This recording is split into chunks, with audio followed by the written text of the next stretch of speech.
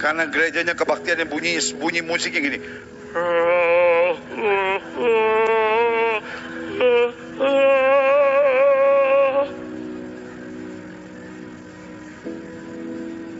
Itu bukan gereja, itu kuburan. Banyak WL mengaku dipenuhi Roh Kudus, tapi sewenang-wenang dalam ibadah. Dia suruh berdiri duduk sesuka hatinya. Dia bolak-balik lagu, ganti lagu sesuka hatinya. Dia bicara sesuka hatinya. Dia pakai pakaian sesuka hatinya. Udah dimakan habis oleh WL sendiri. Pendeta yang seringkali cuma dapat bagian firman Tuhan, malah sudah gak punya waktu. Karena WL sudah habiskan setiap lagu 4 kali balik.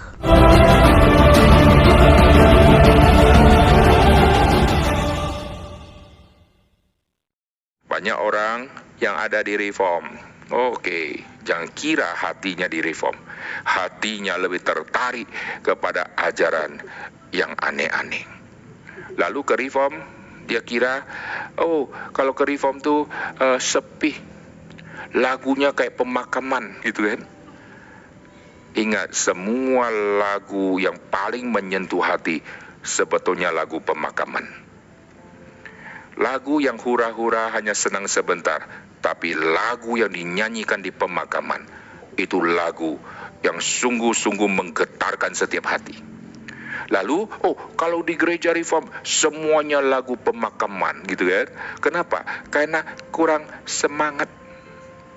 Semangat tidak ditentukan oleh irama beatnya.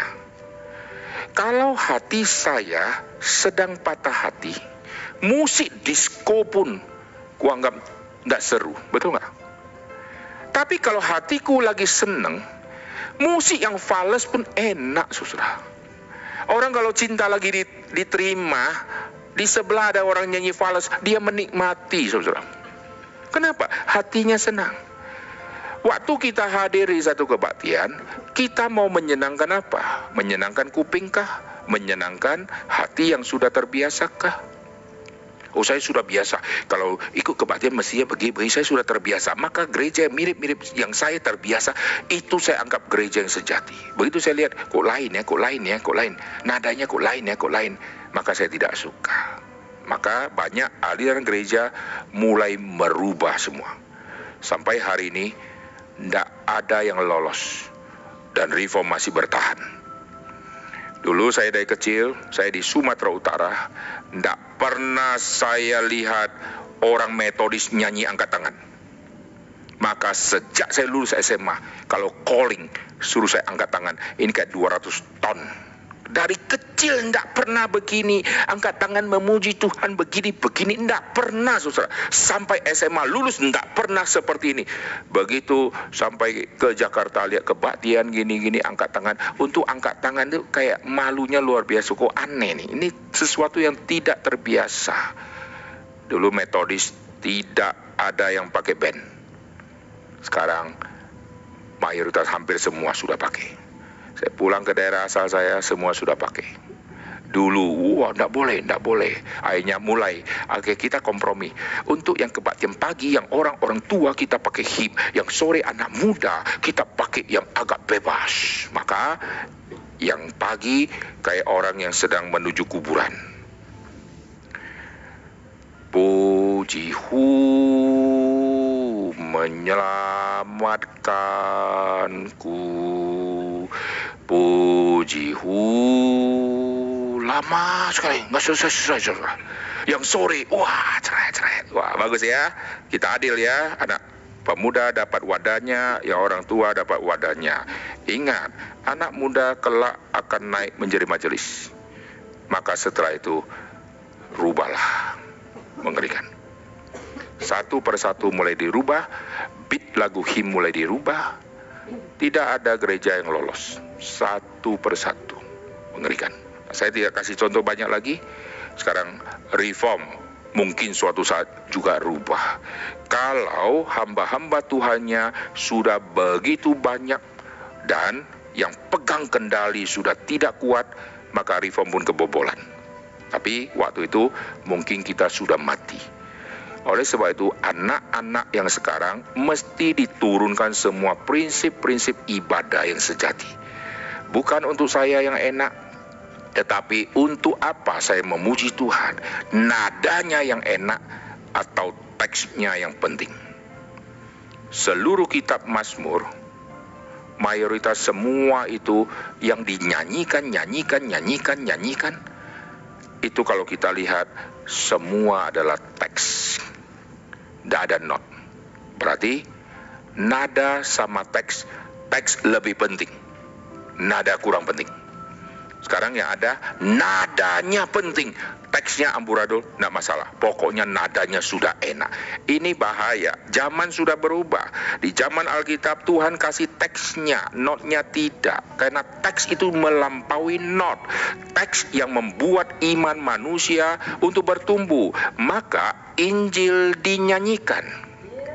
Teks-teks itu bicara tentang Mazmur mesianik. Injil yang dinyanyikan.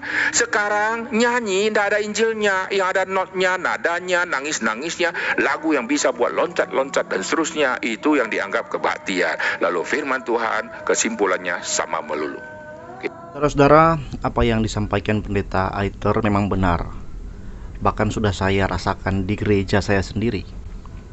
Gereja saya, Gereja Masehi Injili di Minahasa, adalah gereja yang memiliki identitas Calvinis atau Reform. Saya harap kalau ada orang Gemim yang dengar ini tahu ya kalau gereja kita itu adalah gereja Reform.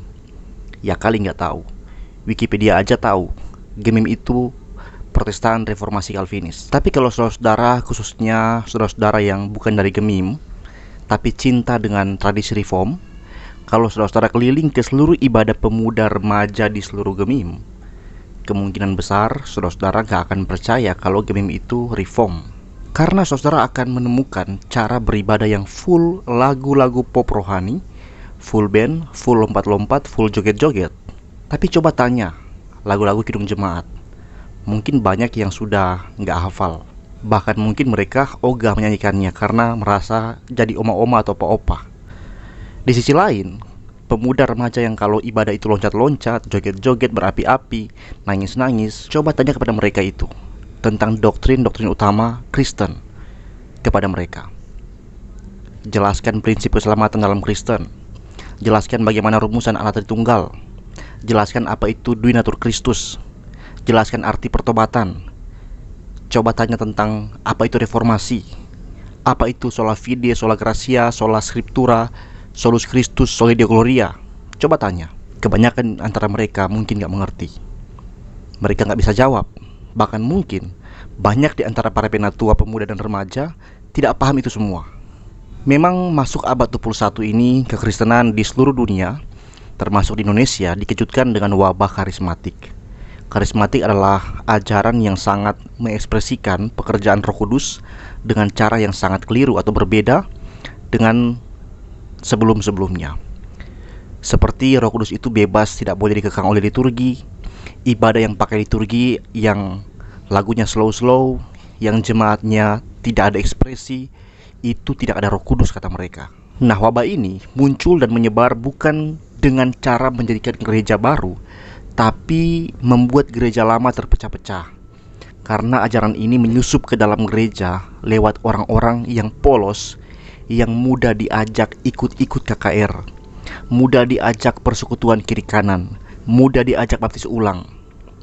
Kemudian mereka kembali ke gereja-gereja masing-masing, lalu mempengaruhi cara berpikir jemaat lain, dan lambat laun, bahkan cepat akhir-akhir ini, terutama para pemuda yang dikagumkan dengan bentuk ibadah yang penuh dengan lighting, band, anak-anak muda dengan berpakaian bebas, itu mengubah identitas dan tradisi banyak gereja-gereja reform.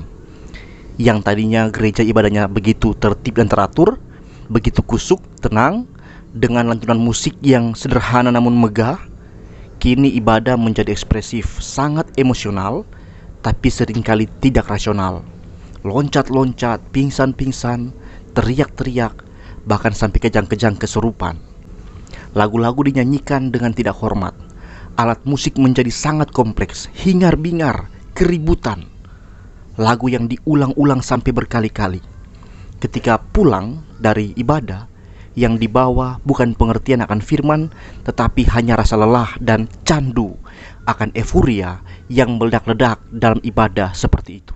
Saudara-saudara, Alkitab dengan terang berkata, Ibrani 12 ayat 28, jadi karena kita menerima kerajaan yang tidak tergoncangkan, marilah kita mengucap syukur dan beribadah kepada Allah menurut cara yang berkenan kepadanya dengan hormat dan takut.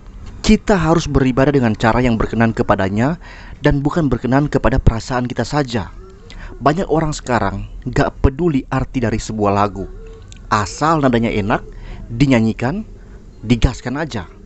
Saya pernah mendengar sebuah gereja memutar lagu Pentatonix Haleluya Haleluya, yang haleluya, haleluya. Mereka gak tahu arti lagu itu sedang menghina Alkitab. Tapi karena nadanya enak, tambah gak ngerti bahasa Inggris, maka mereka nyanyikan. Bukan hanya soal arti, tapi teologi. Seperti lagu Bila Roh Allah Ada di Dalamku, aku akan menari seperti Daud menari. Silakan cari di Alkitab di mana Daud menari karena kepenuhan Roh Allah. Gak ada.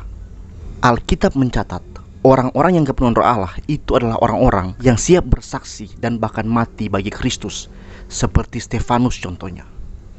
Tapi kita seringkali naif, gak mementingkan pengertian. Yang penting rame, yang penting hati senang, yang penting seru, jalankan aja. Kita gak lagi memikirkan perkenanan Tuhan, kita hanya memikirkan kesenangan kita. Saudara-saudara, mari beribadah dengan cara yang hormat, dengan cara yang kusuk. Mungkin membosankan bagi kita, tapi tidak bagi Tuhan. Kita orang berdosa, seringkali yang baik itu membuat kita bosan. Kita malah sering senang dengan sesuatu yang hanya bersifat euforia kosong saja, kesenangan tanpa makna. Kalau kita tidak suka dengan cara beribadah yang kusuk, khidmat, tenang, yang penuh hormat, itu bukan karena cara itu salah, tapi karena hati kita lah yang hanya suka bersenang-senang. Orang-orang yang beriman akan mencintai menikmati ibadah karena ibadah itu dijalankan dengan penuh hormat dan teratur dengan liturgis, memberikan penghargaan atas hadirat Allah, Allah yang agung, Allah yang membawa keteraturan, Allah yang liturgis, yang sangat menjunjung ketertiban bagi umatnya. Juga soal pakai band, banyak gereja pakai band dengan alasan supaya lebih bagus pujiannya. Menurut saya sih lebih berisik sih iya. Kadangkala suara jemaat udah ketutup dengan suara band dan gitar listriknya. Tak ada alasan teologis. Gereja yang pakai band dan gitar listrik dan sebagainya itu alasannya adalah kreatif. Dan soal kreatif, Tuhan gak akan pernah disenangkan karena kita bisa kreatif. Tuhan itu maha kreatif. Saudara-saudara, apa sih yang Tuhan lihat dalam ibadah? Selain ketulusan, kesungguhan dalam ibadah, tentu yang Tuhan lihat adalah kerinduan untuk mempersembahkan yang terbaik kepadanya. Bukan yang terbaik menurut kita. Apa yang terbaik menurut Tuhan? Sesuai sifat-sifatnya lah.